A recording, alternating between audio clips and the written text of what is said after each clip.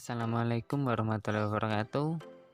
Selamat pagi dan semoga kalian tetap dalam keadaan baik-baik saja. Oke, pada hari ini kita akan belajar tentang tema 8 pada muatan bahasa Indonesia. Yang kita bahas adalah cerita fiksi. Ya, di dalamnya ada ciri-ciri dan juga jenisnya. Mari kita bahas bersama. Yang pertama kita membahas tentang pengertian dari cerita fiksi. Ada apa? Cerita fiksi adalah sebuah karya sastra yang berisi cerita karangan berdasarkan angan-angan atau imajinasi dari penulis. Ya, di sini dijelaskan bahwa cerita fiksi ini bukanlah cerita yang benar-benar terjadi atau kejadian yang benar-benar terjadi, tetapi cerita fiksi itu adalah imajinasi atau angan-angan dari penulisnya. Seperti itu. Selanjutnya, ciri-ciri dari cerita fiksi. Yang pertama, sifatnya rekaan atau imajinasi dari pengarang, ya, tidak benar-benar terjadi kejadiannya, seperti itu. Lalu terdapat kebenaran yang relatif atau tidak mutlak, ya. Selanjutnya, menggunakan bahasa yang komunikatif atau bukan sebenarnya. Selanjutnya, tidak memiliki sistematika yang baku, bahasanya tidak bahasa baku. Selanjutnya, umumnya karya fiksi menyasar emosi atau perasaan pembaca, bukan logika. Yang terakhir, terdapat pesan moral atau amanat. Seperti contohnya cerita Maling Kundang, di situ ada pesan yang ingin disampaikan oleh pengarangnya, seperti itu. Ya, selanjutnya kita bahas tentang jenis-jenis cerita fiksi. Jenisnya ada apa saja? Yang pertama yaitu cerita rakyat. Di dalam cerita rakyat ada cerita jenaka, mite, fabel, legenda, dan juga sage.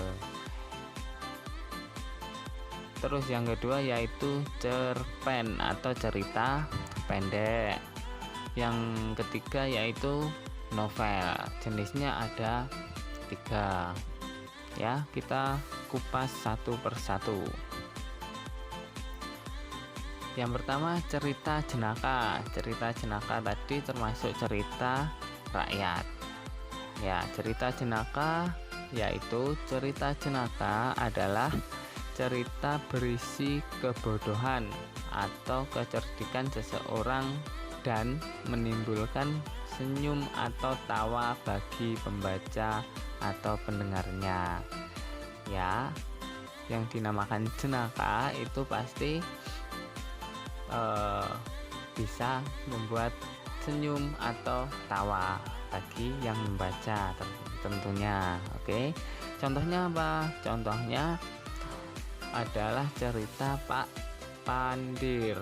Yang kedua, cerita rakyat itu ada mite. Mite disebut juga mitos, yaitu cerita yang memiliki latar belakang sejarah dan dipercayai oleh masyarakat sebagai cerita yang benar-benar terjadi. Contohnya yaitu kisah Nyi Roro Kidul. Selanjutnya yaitu fabel. Fabel ini juga masih termasuk cerita rakyat. Oke, fabel itu apa? Fabel adalah cerita dengan tokoh-tokoh binatang yang diceritakan hidup dan bermasyarakat seperti manusia. Contohnya kancil dengan buaya. Selanjutnya yaitu legenda. Apa itu legenda? Legenda adalah sebuah cerita lama mengisahkan riwayat terjadinya suatu tempat atau wilayah, kejadian alam, asal-usul suatu benda, atau kejadian di suatu tempat atau daerah.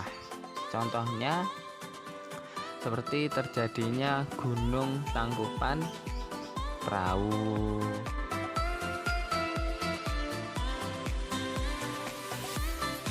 Selanjutnya adalah sage. Sage adalah cerita lama yang mengandung unsur sejarah, misalnya kepahlawanan. Contohnya yaitu Lutung Kasarung. Selanjutnya yang kedua itu ada cerita pendek.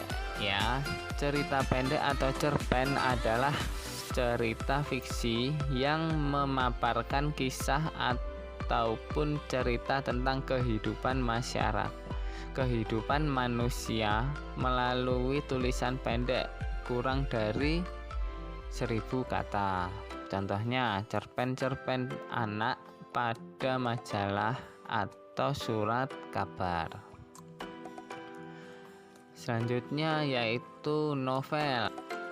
Novel adalah cerita fiksi yang panjang dan mengandung rangkaian cerita kehidupan seseorang dengan orang di sekelilingnya, dengan menonjolkan watak setiap tokoh.